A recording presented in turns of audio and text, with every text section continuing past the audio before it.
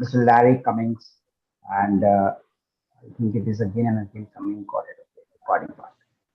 So I would like to mention over here that Larry is, apart from being a good friend, he is one of the global thought leaders.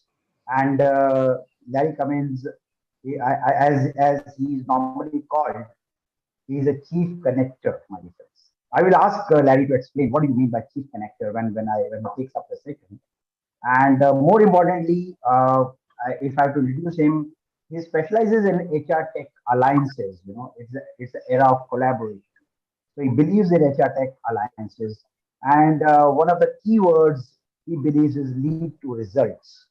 So that is another aspect of it. And of course, apart from that, he is one of the key advisors for many key firms like Zictel. Zictel is another organization based in Sydney, and he's a chief advisor for that. I think he will be covering some aspects of Zictel today.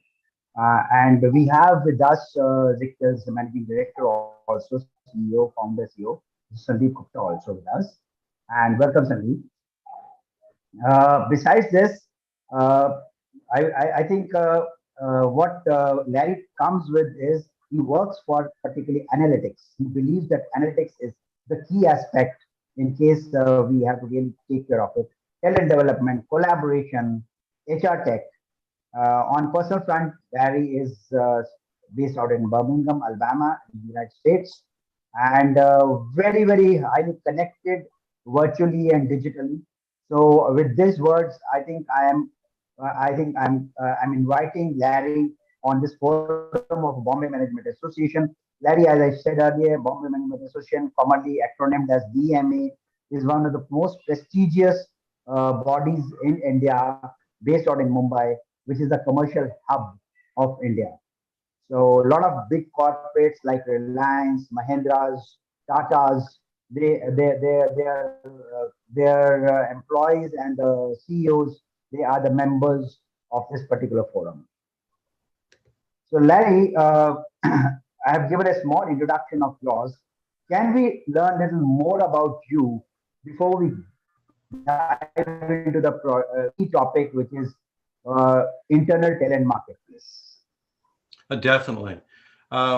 Let me share screen at this point, and it'll give us an opportunity to, I think, address some of that. One second as we move it to a slideshow, and I make sure that I have the ability to share. There we go.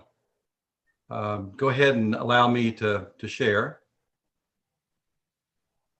Yeah. Okay.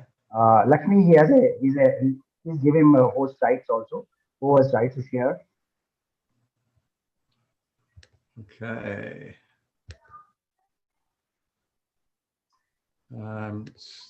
Yes, sir, I've made him co-host. Okay, let's see now. We're good. So Larry, he's made the co-host. Okay, so we are.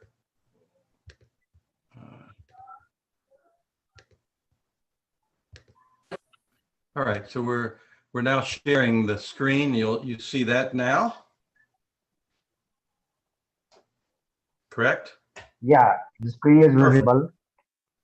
So Absolutely. Not that I'm wanting to create a longer introduction, but I think it's important that we understand collectively what's going on with this whole idea of the internal talent marketplace, and it's actually an outgrowth of my life's work. So if you were to look at my LinkedIn profile and you see the bottom corner there, I talk about the hashtags HR tech, collaboration, talent development, and workforce analytics. So the idea of me being invited to talk on this is, I think, is very, very exciting, because I advocate for those that make what's excellent in others visible. So that's a big part of my motivation. So my story, there's a story that I want to tell you through my Twitter feeds. And so you'll see here, of course, the term chief connector. I helped start a company back 12 years ago, and we were bringing video to the internet, a novel idea at the time. And so I wanted it, the company was called Customer Connection. I said, I need a C-suite type of title. So I was head of sales and alliances. So I said, how about Chief Connector? So a dozen years ago, that stuck, and that has been my title ever since. So securing it in Twitter, and then the idea of sourcing competitive intel for vendors was a big part of that. So I have a lot of followers that are the movers and shakers in managing the infrastructure of data flow, of decisioning, and the creation of dilemma busters. What can be done if we are aware of the opportunity to change? There's that self-discovery that's a part of that. So Chief Connector was bringing these ingredients together, beginning with that disruptive consequence that needed to be addressed by individuals and employers. The idea of HR Tech Alliances, my other Twitter account, is my co-founding with the HR Tech advisor, my friend and partner for 7 years, Ward Chrisman. And we created a community that meets every Friday at noon Eastern time in the US. And it's literally, we'll have people from India, from Asia, other parts of Asia, that are in the middle of their night that wake up to actually participate. So you know how hard it is to, with 24 time zones, to get people on a call. So we choose noon Eastern time. Now, Talent Platform starts moving into the purpose of our discussion today about the internal talent marketplace. And this was an assignment that I had with a group called iCIMS back about 10 years ago. iCIMS is, for those that are familiar with applicant tracking softwares, has grown to be one of the top 5 in the world. And that solution, literally the first product was called Talent Platform, and working with them as a consultant and helping them with their go-to-market, they didn't want the Twitter account because they just wanted to be called iSIM. So that was sitting there idle. I was using it some, and then when I met Zigtel from Australia, I'm going, this makes so much sense. I shouldn't let this asset be wasted. And so Zigtel One is a nice, Twitter account. But when you start with a new business and you start with your friends and family and you have a few dozen, you really don't have that social footprint to be able to get your message out. So I basically changed it over to Zigtel's platform to help them find their go-tos, the mentors, the coaches, the experts, even the chief connector. And then, of course, the inside gig participation. Now, this is important to our discussion today. Go ahead. I'm sorry, I thought somebody had spoken. Then the fourth is the Twitter account and try to keep populating. You can tell by the followers, I don't have as much, but this is my interest in careers, the career rocket, and cultivating a workforce that's all in. So when you look at that combination of the Twitter accounts, it tells my story. Now, here's where I want to take the last 5 years and frame my final years. And sorry for the typo there, the 5 is missing. So the last 5 years ago, I started looking at the opportunity that is that internal talent marketplace and some of the ingredients of what needed to take place in there. And I've finally come to the point of these themes about the listening, learning, leading organization. And it comes from 3 elements that have to be a part of this. You have to have the ability to boost the employee belongingness. If you don't have that, you're not going to have the second element, which are the teams that actually get things done. And the higher level of that is, of course, the organization. Too much of HR until about 5 years ago was about the organization. It was about the compliance. It was about keeping score. It was about creating reports. It wasn't about the HR analytics. In fact, the Society of Human Resource Management could 5 years ago at a conference that I just reattended that was back in New Orleans last month. 5 years ago at that very conference, they decided on one KPI, cost per hire. Now, how does cost per hire as a KPI boost employee belongingness?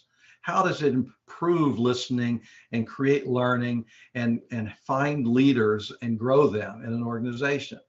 And so it's just now that the HR community is waking up to, there's some misfires. We had the employee engagement vendors, we had the employee experience vendors, and then we went from 10 technologies per employer to 16 in 2 years. So 2021, the average company had 16 vendors in HR. And a lot of this was, well, we needed a survey tool. We needed a better learning management. Then we needed another tool that would make that tool work. And then we needed a box to put it in. Well, the box to put it in is still a question that has not been answered, because literally the way that we looked at our boxes in HR, you went with one of the larger suites with the promise that a single database would do everything, and it left the individual out, and it was terrible for the employee experience, and it did not create belonging.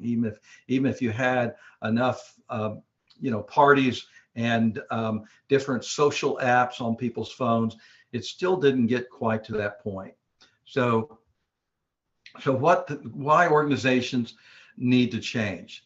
So we started looking at this, and there needs to be more flexibility and improved engagement, and the idea of better recognition, rewards, compensation, providing support and opportunities to grow and flourish, and then change the talent management vendors that are currently in the group.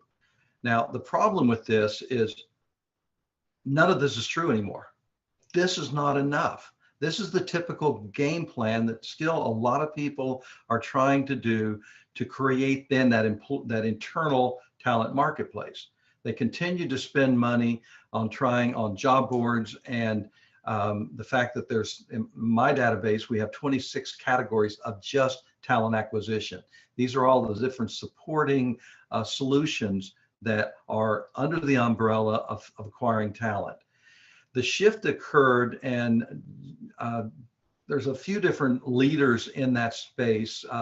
Sarah, I'm so Sarah, hashtag I'm so Sarah. Josh Burson, of course, is the number one in this space. But he started realizing early on, and a lot of things that have happened, he had predicted.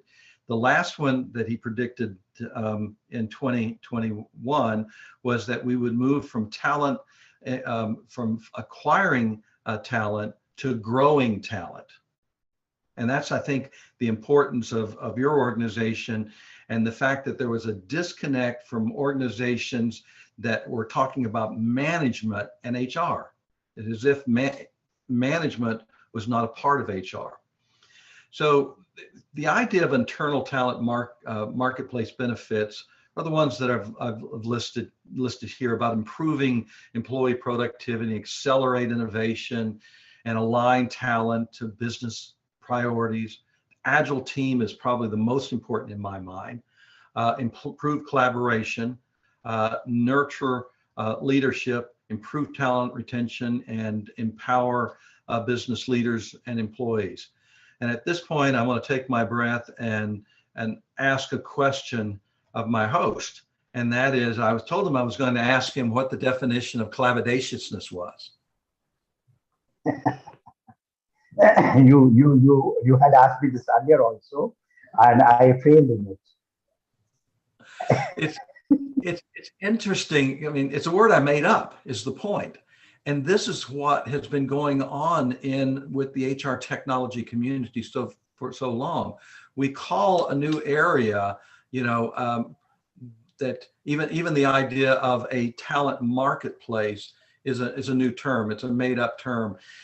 And we get to the place where I know I've done a lot of tweeting over the years, and one of my most popular and favorite ones is coming to America. And so hashtag coming to America, because I've worked a lot with international HR vendors attempting to make the great jump across the pond. And even that employee engagement, I worked with the first employee engagement tool out of Poland 7 years ago. I worked with the first employee experience platform out of France, and I still work with those. And that's the mention up here in the corner of People Spears, the People platform. Zigtel origins originally, of course, in India, but my friend Sandeep is in Australia and comes from a background of SAP, where he saw the need for unlocking the collective intelligence. And we'll talk a little bit more about it because it's apropos for our discussion today.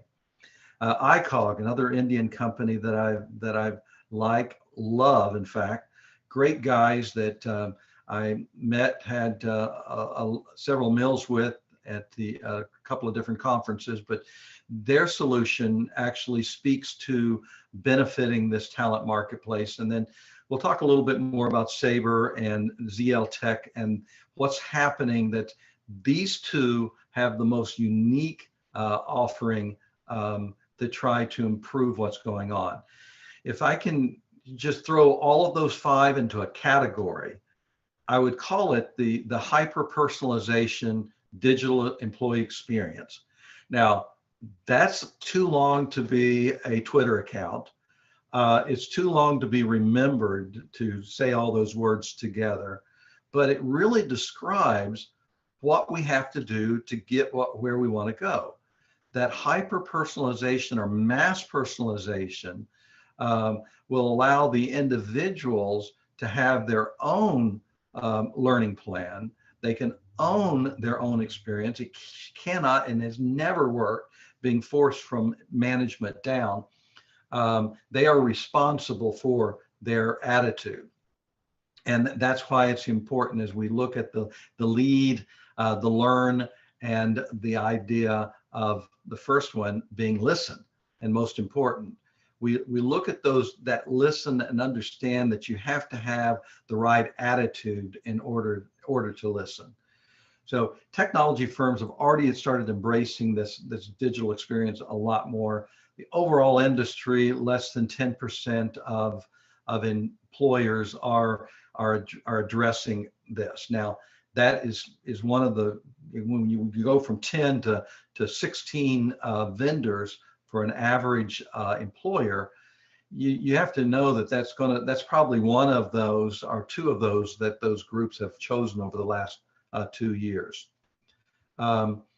So I'll get into some statistics and get into some ideas of this culture shift. And culture cannot be shifted by technology.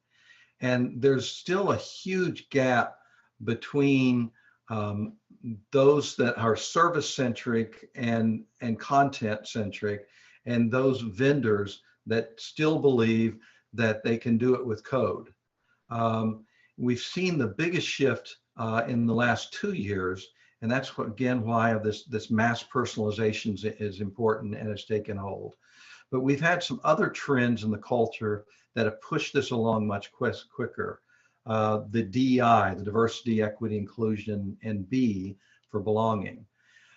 This is a movement that started in a lot of ways in some different terrible acts of violence in the United States, and has created an entire industry.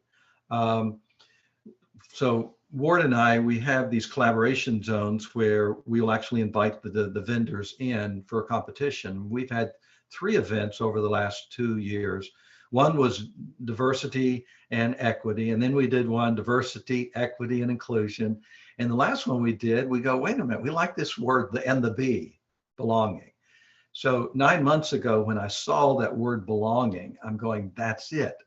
Why don't we work towards making belonging work? And I'll ask the group, and we need to take some time to actually reflect on you know a, a conversation here rather than just a lecture. So when I say belongingness, what are those? I would like for the group to speak up and actually tell me what they think belongingness could be.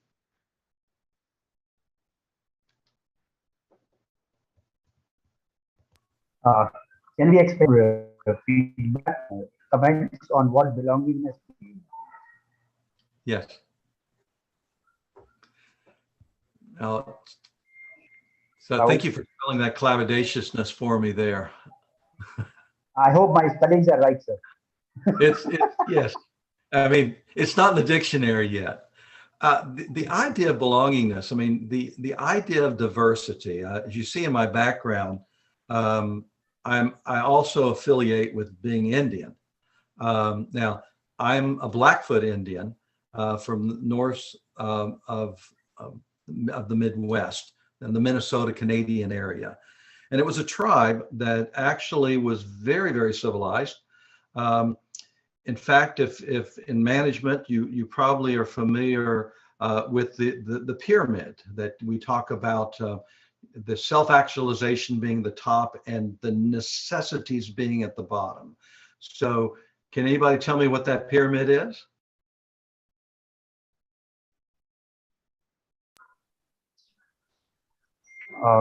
Larry, you lost your voice. Can you repeat the question, please? Yes. So the idea of Maslow's theory was that and the pyramid came from literally looking at the teepees in 100 years ago or 70 years ago, whatever it was for that experience. I think it was 70 years ago. But the difference was that Dr. Maslow came to that village, that Native American First Nation village, and they saw the way that there was a belongingness about the people. They saw that they had an annual holiday where what they did was everybody took out their best and their favorite and the most valuable things that they owned and set it around the bottom of the teepee, allowing anybody that had need or want to go around and take it. Now, who's civilized and who's savage?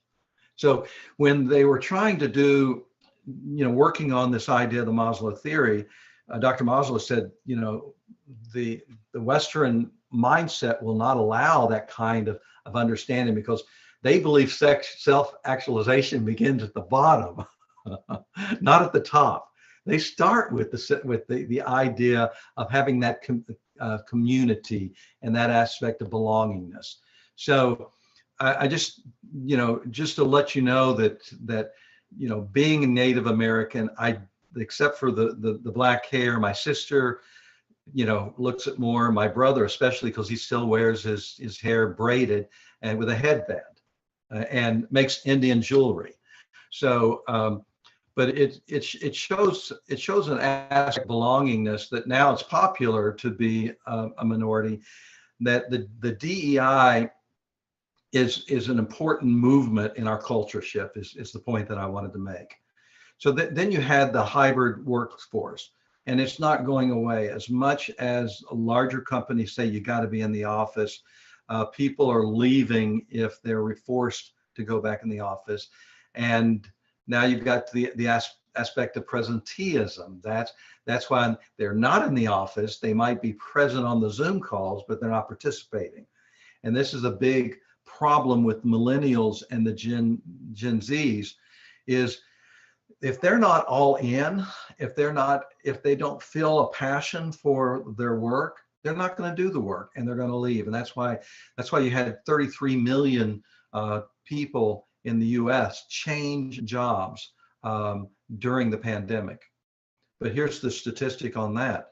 47% of them said they were better off with their old job. So again, this culture shift is we're fickle. We don't know necessarily what we want, but we know when we don't have it. And so that's why the listen, learn, lead, I think, is an important element of this. The other is that we're moving much more to work in a team environment, and it has to be very agile centric.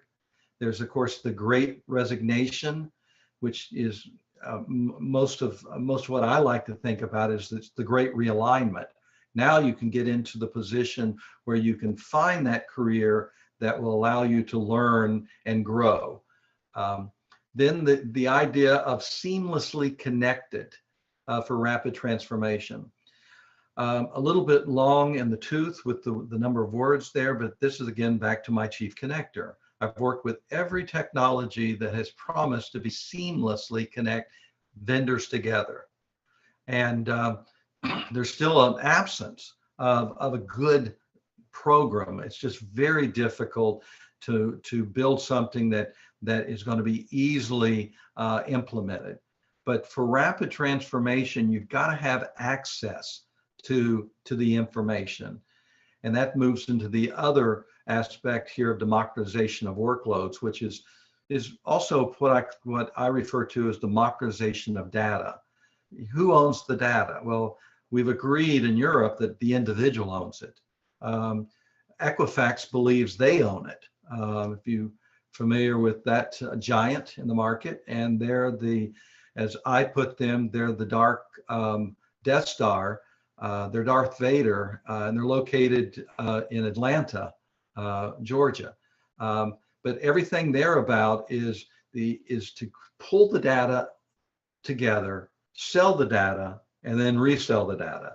So it's not necessarily employee centric, individual centric, or if you're familiar with the background screening industry's dread for and despising an entity, it is Equifax. They despise Equifax more than any other entity on earth because of the way it actually circumvents what they're trying to do, with the background screening. And then the most difficult thing still is difficult conversations. And until we figure out a way of empowering the individual to shift their mind.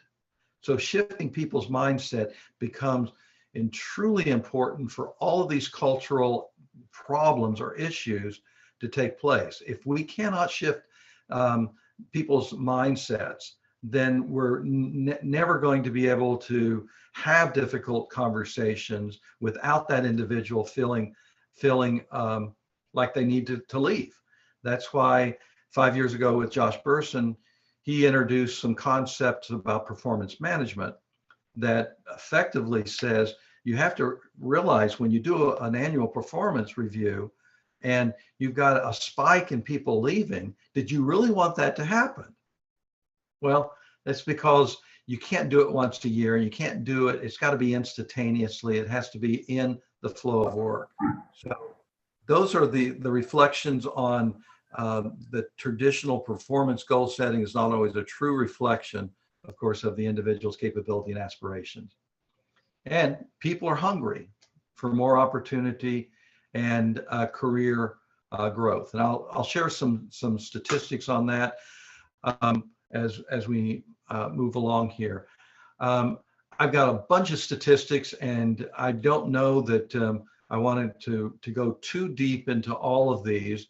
But as you look here, investing in employees, there is some real tangible results there. And the one about 40% millennials have accepted another job because of sustainability. In other words, it moves us back to the environmental sustainability governance, ESG, and that movement that is occurring, which is I would rather have a belonging index than an ESG index, because even one of the reports that I read, 63% of companies that are following ESG have admitted to lying on the numbers.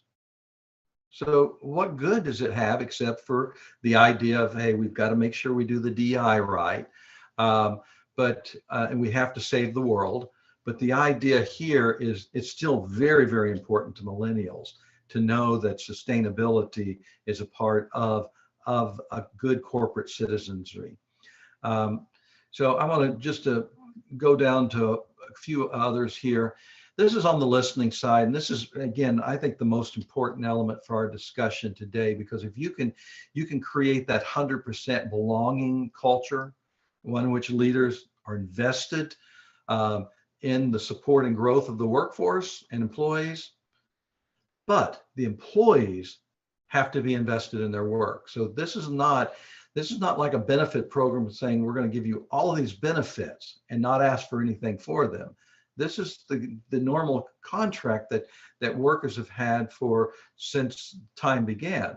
You know, for what you do, I will give you this in exchange for your effort and your results. And we're moving away from your time to your results, which I think is important that we understand and address. So there's 25% of employees never discussed their frustrations before they gave their notice. So we have to have some tools that look at the sentiment and metering it, and could spur those coaching or maybe an adjustment.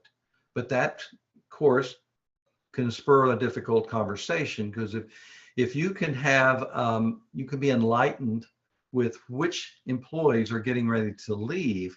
And this is the future right now. Most of the technologies are working on some aspect of that. And I'll mention one that I really have fallen in love with. It's a client of mine that actually goes deeper, especially for enterprise. And they actually look at the 99% of data that is not currently being reviewed. And that is all work data, all communication data, all emails. So it's an effective way of being able to look at the sentiment in the flow of work, and you can determine trends for teams, for the organization, and with the opt-in of the individual, say, hey, would you like to be better tomorrow than you were yesterday? Would you like some prompting from a system that will tell you those things? I would. So that becomes the ability to listen and have tools to do that. I'll skip over to the next one here, and this is the learning side. And you probably have seen some of these statistics, but the fact that only 29% employees are very satisfied with their current career advancement opportunities within their organization. And if we have a big resignation issue, do you think that being very satisfied, only 29%, which leaves 71% of individuals with going, yeah, I'm not sure where I am at. So if you can only be assured that 29% of your people are staying because they see a future, we have a real disconnect. And this is why this is really the birth of the talent marketplace, was this type of statistic out there with dissatisfaction, internal career mobility. Then there's the idea of creating a culture of belonging. There's a great research that was in June's issue of Chief Learning magazine that said belonging is the #1 intervention for restoring hope in D&I. So diversity and inclusion. If you can get belonging, then perhaps all the diverse people will feel comfortable. They will be more inclusive. If belonging occurs, it's for a reason, and it's not something that is a government mandate as much as we have to create that environment and the tools necessary to create the belongingness marketplace. And of course, the opposite of that 71 and the other one, here's another study that talks about high retention risk employees will leave their company in order to advance their career. And then 86% of millennials will do that. So if you understand why millennials move around, they don't feel like there's a future for them, and they haven't plugged in to what it might even be for them. And then the last one, I'll take a pause after this next one, is on leadership. And there's some interesting points here that from the ADP Rethink group. that's Dan, I think is actually the CEO of ADP. And it's the questions of how will you unite the right people? How will you change the system? How will you avoid doing harm? How will you get early warning of the problem? Where can you find a point of leverage? How will you know you're succeeding, and who will pay for what does not happen? And finding that, I think it's a brilliant reflection on management. This is management's job, are these 7 questions. So with that, I thought this might be a time to, I'll just pause the screen, leave it here, so that you can look at those elements. But your thoughts at this time of pause. We'll get some activity from the group.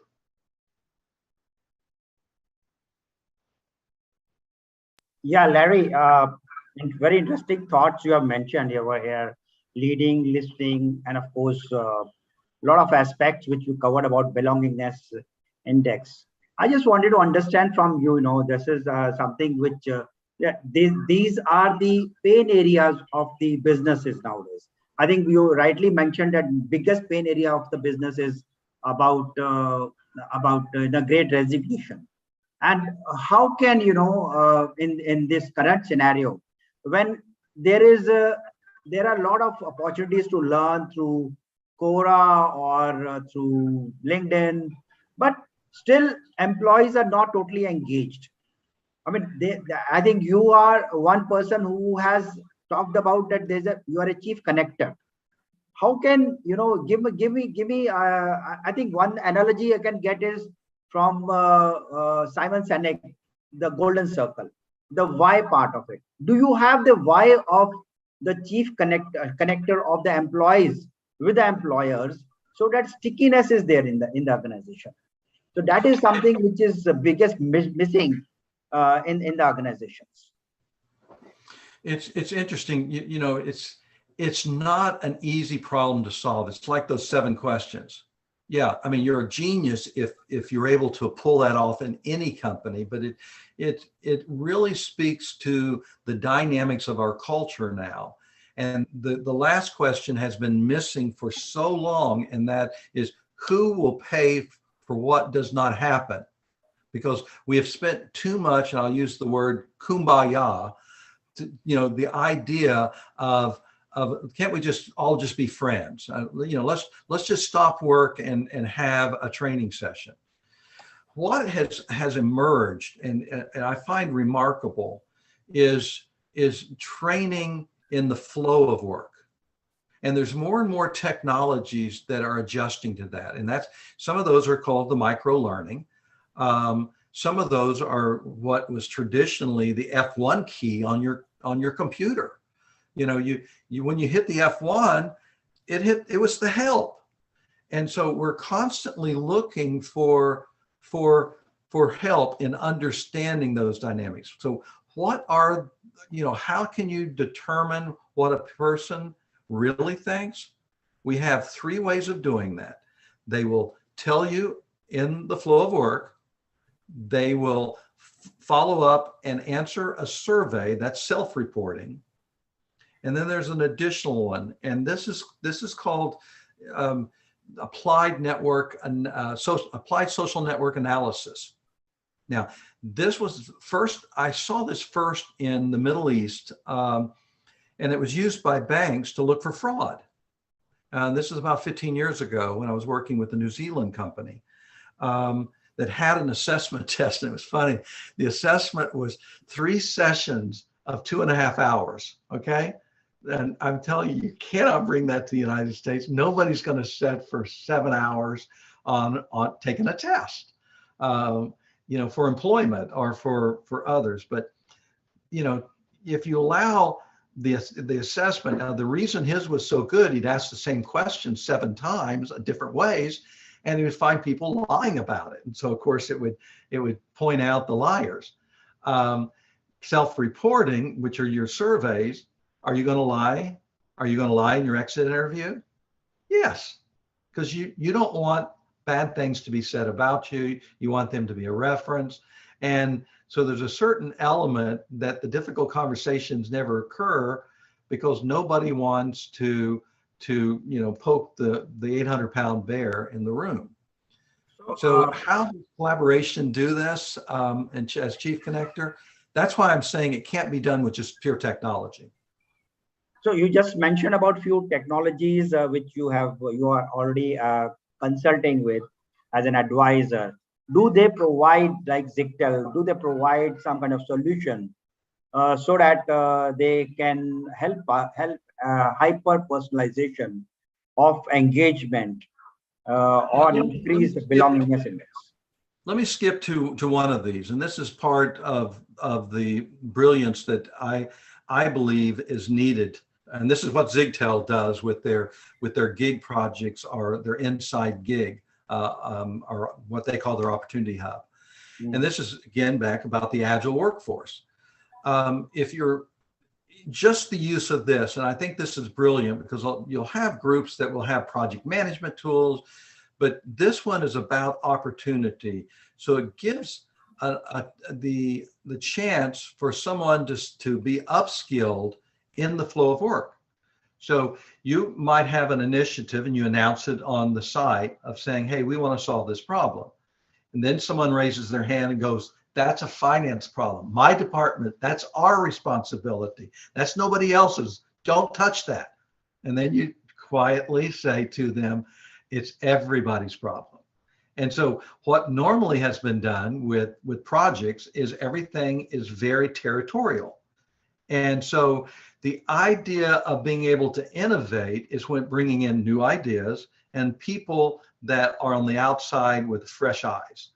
So this opportunity hub and these gig projects, I really think is a huge movement in the space because what it does, it gives you the opportunity to learn and upskill, and maybe in a mentor-mentee situation, both of you join a project so that the mentor could help the millennial. Now, if millennial's brought into a project and there's a C-suite person on that project and it's not in his direct report to, it gives him a feeling of, wow, they've invited me into this project, or they accepted my request to be into this project.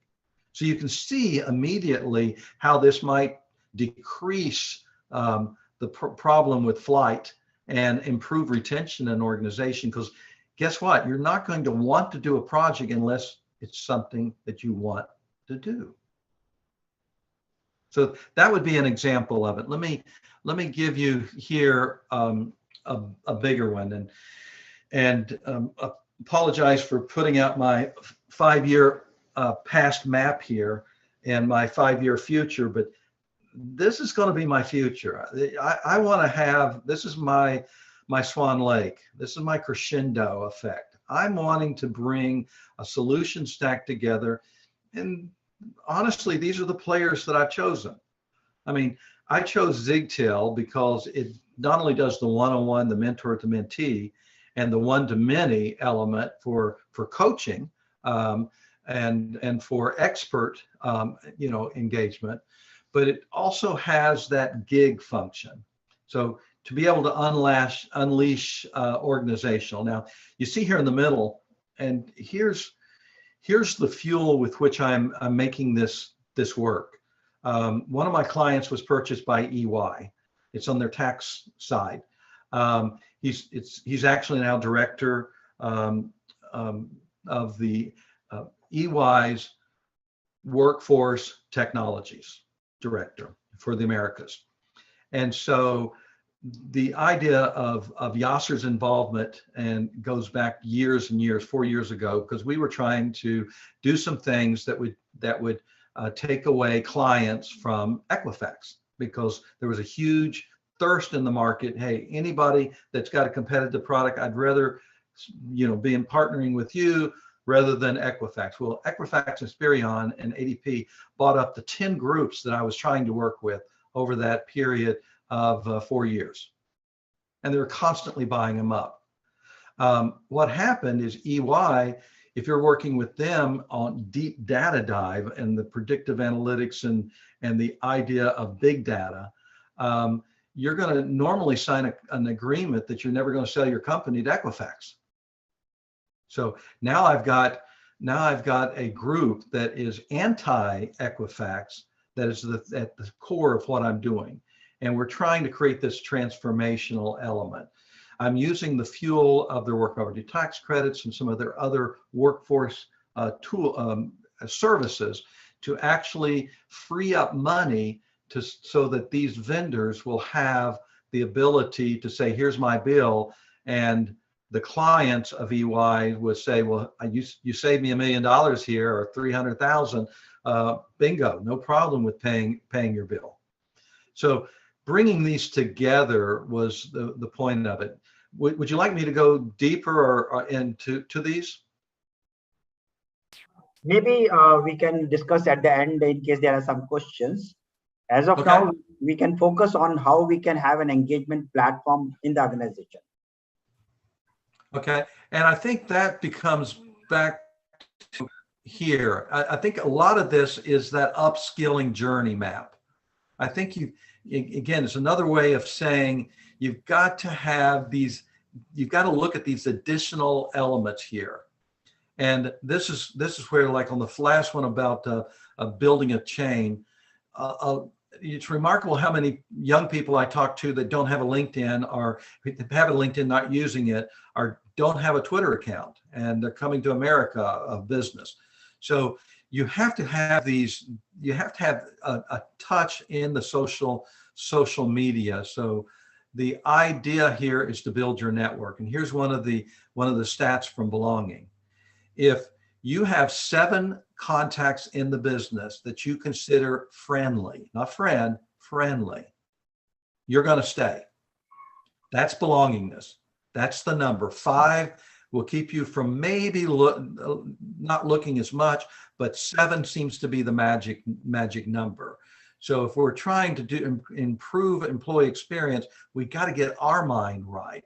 And some of it is, if we don't feel like anybody likes us, we're not going to like anything going on. So you're never going to have a good experience unless you've got some friendlies around you. That would be one of the points that I would make. Of course, the coaching and the mentoring, the aspect of the gig projects and the Leaders Lounge is a function of Zigtel. It's basically a place that you can schedule a meeting with a true leader that's going to be there, whether it's a Zoom call or in a conference, for a 15-minute meeting. You know, accessibility is very important in our hybrid world.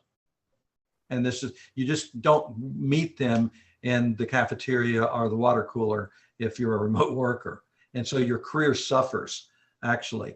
Advancements of people that work remotely are a fraction of the momentum of those that are in the office. So Larry, I have a question here. I mean, it's a very nice to see that mentoring, expert connect, gig project, Leaders Lounge is there, but in a hybrid format, how we can make it a personalized approach? I mean, can we go a little deeper around it? There's a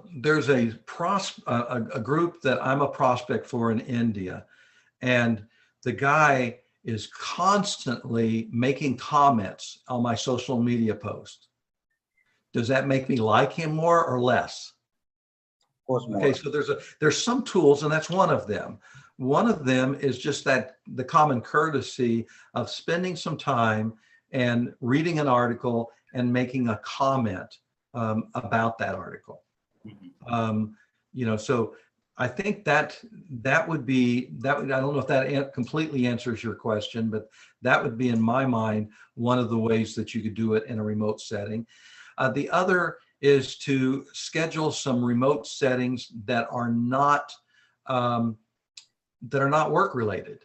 And so another Indian group that I spend a lot of money with for my data competitive intelligence is a group, and they invited me to on Mexico's Independence Day. they sent me a package and helped me, and allowed to, everybody on the call was cooking their own Mexican meal, and they had a very strong drink to drink with it. And so here we are with a chef telling us how to cook this meal, and there's no talk of business. And that is the key element. And there's a study that's been done on leadership that said the key element of a successful leader is one that knows something personal about the people he's talking to and reminds them that he cares about what they care about. So that's the non-work, elements. Like my, pen making. I make a bunch of pens. I don't seem to have one around. Oh, here's one. So when somebody asks me about my ink pens, I end up making one for them. This is one made from a deer antler, but I normally use wood instead of bone. But to be able to have that connection with people around the world that have my pen shows a different side, a different standard than just work. Standardizing on work will not get you to have improve employee experience. I have another question, Larry. It's a very nice concept you're bringing it out. I mean, we have been talking about mentoring in the physical format. Mentoring, many companies think it's an investment of the people. How can mentoring in the organization help us increase the productivity, increase the stickiness? At the same time, it helps upskill the talent also in the process. Yeah, there's a stat here that I'll bring back into play that I think is important, and that's listening. Now, here are mentors and coaches, and there was a 2-day program by HR.com, good friends. We do a lot of work together, and it was the State of Coaching and Mentoring survey. It was basically a report. And so a lot of my statistics come from that 2-day conference, but this one really stood out. Half of the coaches and mentors lack listening to gain a better understanding. You can't lead if you don't listen. So that was the top complaint for coaches and mentors, them not being able to listen. Yeah. And then the one here about the number one, the top coaching mentoring reason, 53% was to provide guidance to help others realize their potential. So if you're listening to help them find their potential, then your coaching and mentoring should reflect that the time that you have together. I totally agree that listening definitely makes a lot of difference. Of course, there are tools for listening nowadays, particularly for listening to the customers. But many times we do not use the same tools internally to listen to our employees. Oh, may I stop you there and just say I'll do a Southern amen. Amen. Okay. So I get up on my soapbox and start preaching now. So here's that point, and here's another way of looking at it. Now, when I talk about applied social network analysis, normally people go, "Oh, you mean Twitter and LinkedIn?" No, we're talking about the organizational structure, who's talking to whom. Okay, so something occurred about 8 years ago in the marketplace with the internet, and when I was putting the company together for customer connection and bringing video to the internet a dozen years ago, we failed because people kept telling us no one will ever watch video on the internet, and we were just too soon. We won 3 international awards. We won second place in best website for the American Hospital Association. A lot of good things were occurring, but we started working with the pay-per-click, and there were certain elements there that follow socially. And so I remember the first time that I noticed that I was being followed online.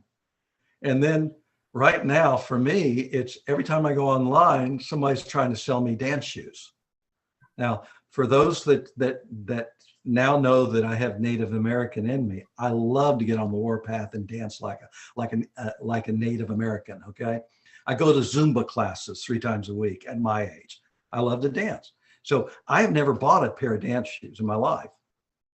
But with my knees going bad, guess what? The internet discovered by looking once and then looking twice, every time I go on, it's going to remind me that I haven't bought those shoes.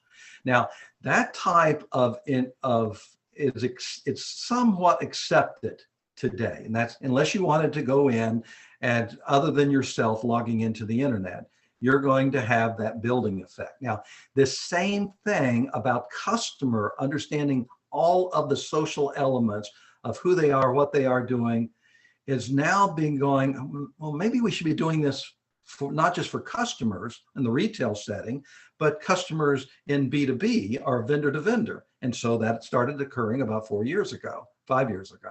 Then now with the group that I put together, one of those has the ability to look at all data from all the 9 major silos of information. As I said earlier, only 1% of data is looked at for analytics now. So 99% is ignored. So I've got the vendor and that industry, there's an industry that has never moved into HR until Visier just purchased their competitor, a group called EVA, a minor player in the market for the ability to apply social network analysis. But what this does is it looks at everything that's happening in your work, all of your work, and it comes back with sentiment and looks at the behavior and can then bring that into another system for interpretation. So what we're talking about there is just that. If we can see what people are doing, thinking, and writing, we can do it for evil, a response, or we can do something for good. With permission, we can be an electronic coach. And that's where the technology is now with the AI. And there's several different groups that do it very well. Everything from what I have with my Zoom calls of being able just to take notes so I don't have to a group, another great technology in India, and I can't remember the name, but they actually will look at a sales call, a Zoom sales call, and will determine if the salesperson hit their 4 objectives for that call. Now, is that to punish the salesperson? No. If we look at it like a track stars aren't born without a coach telling them what they're doing wrong.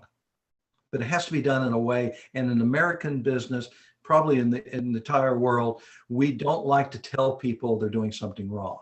We had that permission for a while, and how do we gain back those critical conversations where we might be critical to some of the things they're doing out of a spirit of belonging and wanting them the best for them. That's a long-winded way of addressing, but I still was at the top of my box saying amen. That's pretty interesting, Larry. Somebody just dropped me a message on my WhatsApp. He could not put a chat over there, but he's keen to understand how the organizational objectives can be achieved using the technologies like Zigtel or other technologies which you mentioned just now. There's actually a slide that can reflect that. Let me go to it. So here's that great divide here, and this is what Zigtel does a wonderful job at. You have to look at the organizational goals, and you have to look at the employees and their aspirations. So this is probably the best slide for explaining the real ability to boost belongingness. And so you got the retention, you got the need for customer success and productivity and skills availability, innovation, and so forth. So you have all those goals. If we're clearer about telling each other on the three levels. This is showing the two levels of organizational and employee, but there's that additional level of the multiple teams and initiatives that we're each on. We're not working with the same three people on everything every day. We're now crossing some department areas, and we're now doing some things that might have a customer on our team or an outside advisor on our team. So it still is true when you have that third dimension of team involved in this, for that belongingness to be boosted. But by yourself, you can't do it. You can't get the results unless you can show it in the form of those initiatives, because very few things that very few organizations have an individual that do just one thing anymore. There's a lot of hats worn. But I think this chart basically describes that harmonization. I think it's a wonderful way of explaining how employee aspirations can be directly proportional to the organizational goals. My biggest question is, I think you have mentioned very nice point here, that it's important that employee engagement is an important tool, and belongingness index is an important tool. Collaborationness is a great tool to have. But in spite of knowing, there is as you said, you are a doer. Many organization leaders, they don't do these things. What stops them from investing in such kind of technology or tools? It's always been that way. This is the way we've always done it. I mean, when you're talking about transformation, you have to pull the Band-Aid off first before you can put the medicine on, and it's not easy. And so this is one of the big struggles in the vendor community. Now, one of the things in my practice that I do with my partner, Charles Epstein, who's primarily on the podcast side, and he does podcasts for the World at Work, Total Rewards, and for the Employee Assistance Professional Association. So it's all, HR, human capital centric. But as we look at these problems, we realize that we've got to make it so simple and so easy. So there can be that awareness to change, there can be that benefit to change, but until there is a destructive consequence or a pain that creates the urgency, there is no change. So some of this is purely a marketing play. So how can Charles and I write a white paper for Zigtel or for one of the other groups, and it shows that there is no risk for the individual to embrace it, because pulling a Band-Aid off of a problem is going to be, somebody's going to yell and somebody's going to be upset. And so that's why a lot of times nothing is ever done. I totally agree. Do you have a case study with you from particular organization where you have worked with in the past, or you have consulted in the past, where they have invested in such kind of technology and it brought a sea change in their engagement levels, retention levels, productivity levels? I think there's several of those that come to mind. It depends upon the ones that are the most successful are those that are what I call rapid deployment, gradual configuration. So when you have a technology like, let's say it's payroll, you don't run two payroll systems. You shut one down, you start the other one up. Same thing with a lot of the HR core data solutions. So if you're able to come into a company, and I'll use an example here of a bank that one of my clients has worked with. So two of the clients came in together, People Spears and ZL Technology, and the idea of coming together, one was looking at all the data that could be interpreted, And the other one, People Spears, was one that actually showcased to a phone non-desk workers everything they needed to do, all their activities and all their requests and all of what was important for them from multiple systems. So one is aggregating data in order to see trends. The other one is aggregating data to see what I need to do next. So that's an example of how some technologies can work together. But the secret to that success for improving employee experience, and they ended up with that winning HRIS system of the year, our most favorite HRIS system in France with that. And they're not even an HRIS system, but they act like one because they're aggregating everything that the HRIS systems, that's Human Resource Information System, should and could do. They brought it to actually a user interface that was customizable by the client, not by the vendor. So hopefully that gave me the opportunity to explain three things. One is success can occur here, but it has to be done in ways that it's not as difficult as rip and replace.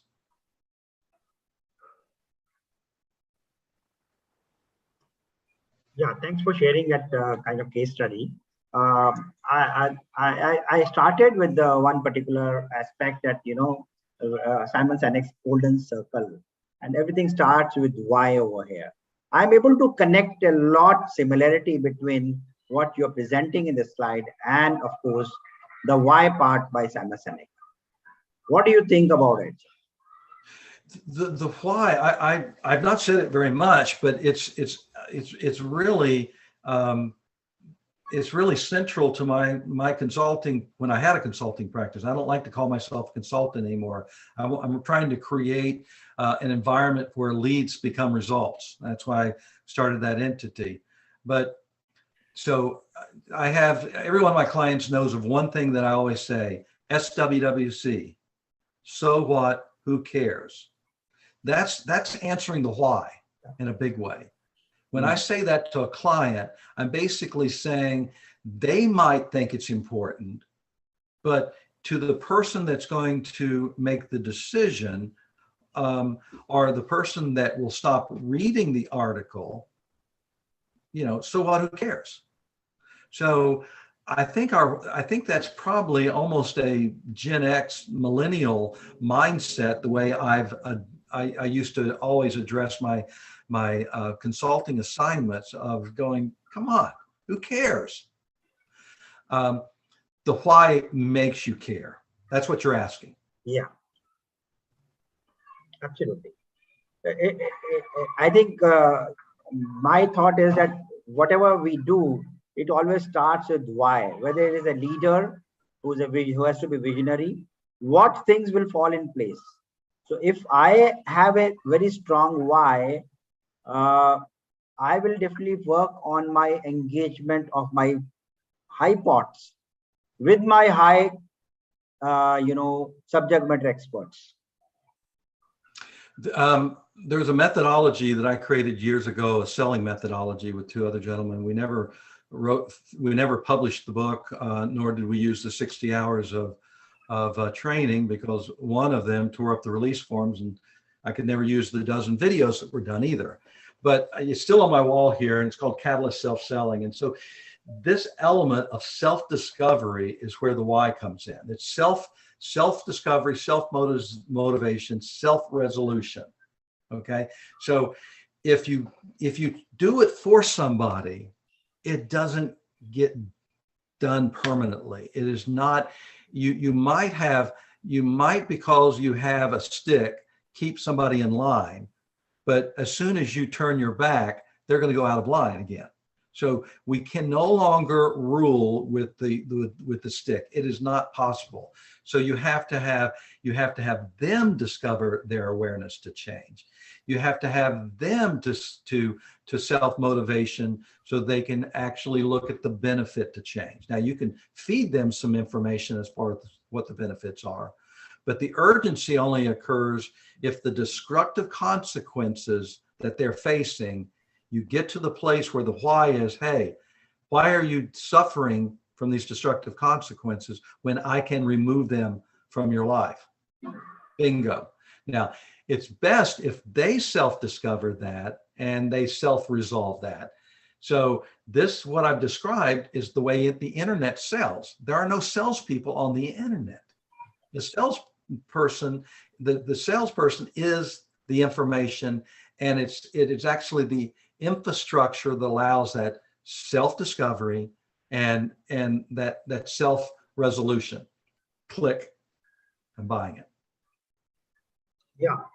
What I understand from your point is that, you know, the self-discovery is very, very important. At the same time, it also leads to the ownership and accountability of self coaching and performance, of course.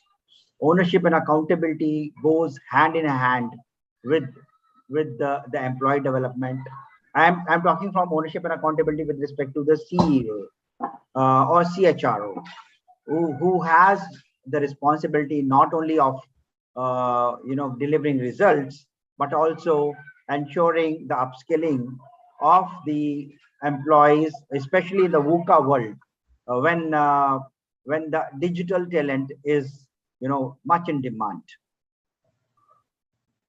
Yeah, I think if there was a term that I would put on this slide that's still showing here about the employee aspirations and the organizational goal, I would go mutually sustained success. It's a term we use in methodology.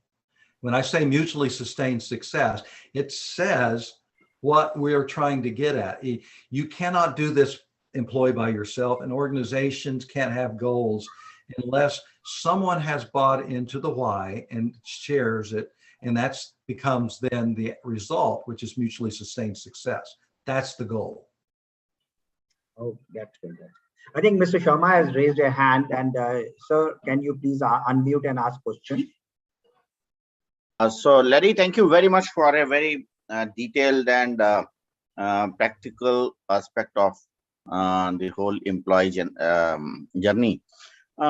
What we have found, you know, in today's world, when most of the big corporations have this sustainability goals, you know, very well defined, and because even India has also signed the sustainability part, and part of that 2030 review of the sustainability goals, which those 17 system.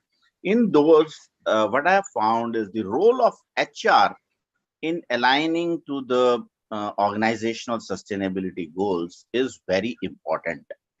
And so, however, there are conflicting KRAs within the organization for the business and the HRA. So how can you give some tips to the young managers how these can be aligned with the HRA, and through this model which you have explained, how these can be framed together? It's kind of interesting. So the one slide that I did about investing in employees has tangible results, returns. It actually came from a presentation I helped on for ESG. It was that sustainability, that social aspect, which is where the HR, you know, lives. And I'll flip over to that because we did not spend time on that. There you go. So the idea here, I think there's a couple of different things. You know, I threw some cold water on it by talking about the fact that admittedly 63% of corporations are lying about their ESG scorecards. So there's a real issue here, and there's 6 different technologies that are actually help you build those reports that are in the marketplace. And that's one of the things that we looked at very carefully for ZL Tech, for their technology. Some of it was being used could be used in that space. There's not enough of the data coming from HR to actually do this. So we've had this huge growth. It's a $3 billion market now for people analytics. It's a huge play, and there's a lot of vendors, jockeying for position. The only one that at this point has looked at the work data, which is actually in sentiment in the flow of work functionality, is of course Visier, which is the largest of the HR tech analytic platforms with their EVA purchase. And so I'm really wanting to see more that is not just for a report so that you can get favorable reviews on Glassdoor. I think that is self-serving, and there's a benefit for that as a marketing PR play. And there's definitely something to be said about it. But, it's not the idea of where the needle is, and that's the way the analytics platforms are going. And in my discussion about that mass personalization, those are groups that actually can move needles. Okay, so that actionable involvement, I think, becomes very important to that. But I'm showing you here that if you wanted to look up Sabre, I really like Tom, the CEO there, and he has that hyper personalization digital experience, because his is about leadership and a team, and in the flow of work, he does all of his training. I mean, it's real time. Hey, you did this wrong. Doesn't say it that way, of course, but it can prompt. His system's already prompting to move the needle, to make more inclusion, and to hit the actual result goals. And of course, bringing together ZL Tech and Sabre, because Sabre didn't have the ability to look deep in all the communications and find the sentiment and find the flow and figure out who are the leaders that are causing their people to leave, and why are they causing their people to leave. Because two big motivations for leaving. Number one is you don't believe in your boss, and you're leaving because of that factor. And two, you see no clear future, and that comes back to the mobility, internal mobility. But the ability of bringing these together, like the Indian group ICOG and the cognitive solution, theirs is about training, and so they're doing it to actually with some AI to say, based upon what we're seeing, here is what you should be learning. And of course, that's Zigtel as well. It creates that environment for learning in the flow of work. Yeah, okay. Thank you. Thank you very much for the very elaborate answer. In fact, I had a question, because these days a lot of millennials, join the corporates. I heard you somewhere talking about millennials. Millennials have a different kind of expectations from the corporates when they join. So true. In fact, one of the studies, as COVID was waning and people returning to work, 42% of millennials, excuse me, 32, not 42, 32% of millennials said they would quit their job if their employer would not make provision for their pet at work. It's a different world. I mean, if I had said that to my father, who, was in state government in Florida, and he had somebody that says they want to bring their dog to work, he goes, why? Okay, there's your why. So our whys have changed, and because of the 6th generational, hierarchy, we don't really understand each other as much. And this is another reason for mentoring. Mentoring's not about somebody my age mentoring somebody that's young. It's me being mentored by a millennial for something that I don't do as well, that they do perfectly. So we have to start understanding that everybody has the opportunity to lead if given the opportunity. A little project, an assignment, and maybe even a mentoring, an engagement.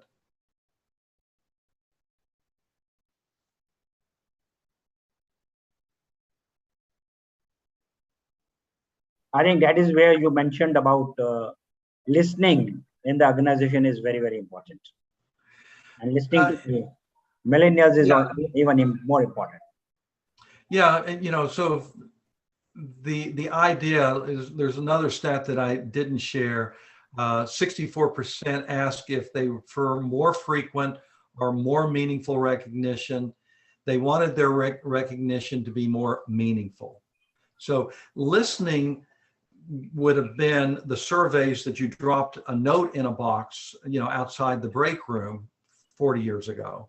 Listening now has been surveys and self-reporting, but there has to be, you've got to have some listening instruments. Now, some of them are actually monitoring tools, and that's what they sometimes call groups like ZL Tech. But even there, 17% of larger businesses are looking to add a monitoring tool. 37% already have them. In the financial sector, 100% already have them. It's necessary because you're trying to catch fraud before it happens.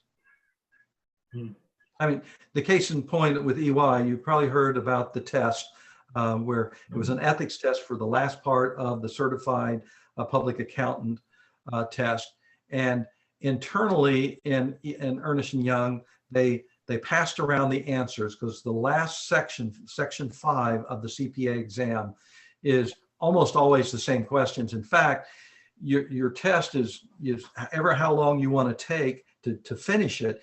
It gives you a score, and you can go back and retake it and change the answers.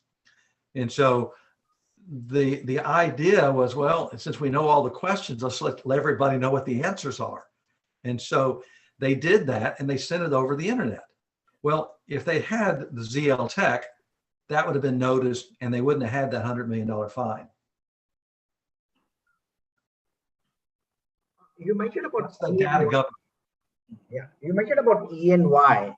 What is the collaboration between E&Y and Zictel kind of? What value add they're finding as a synergistic approach? Well, there's a couple of different approaches here. There's one for what's undergoing right now in India with EY, and then the initiative that I'm doing in the States is more from their technology side. There's still the play there. It's just I'm not as far along here in the U.S. market with that Zigtel play, but I do know the person that I report to and that I'm working with is my old client Yasser, and he is tasked with actually looking at any of the gaps that they have in their technology. So yes, that's a gap that should be addressed, because empowering the sharing of untapped talent, the main reason that we're working with him is to try to cut turnover. Well, they were on improved retention. So is Zigtel a retention tool? Yes.